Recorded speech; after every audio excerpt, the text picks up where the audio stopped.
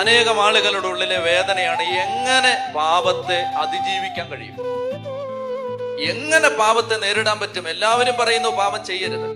ദൈവത്തിന്റെ ആത്മാവിന്റെ ആഗ്രഹം നാം പാപം ചെയ്യരുതെന്നാണ്. പാപം ചെയ്യുന്ന ജീവിതത്തെ ദൈവം മാനിക്കുന്നില്ല. ഏത് പാപത്തെയും നേരിടാൻ ആ പാപത്തെ അതിജീവിക്കണമെന്ന ശക്തമായ ആഗ്രഹം വേണം. പാപം ഉപേക്ഷിക്കണമെന്ന ആഗ്രഹം വരണമെങ്കിൽ ഈ പാപം കൊണ്ട് നിനക്ക് കിട്ടാതെ പോയ സൗഭാഗ്യങ്ങൾ എന്തെന്ന് നീ അറിയണം.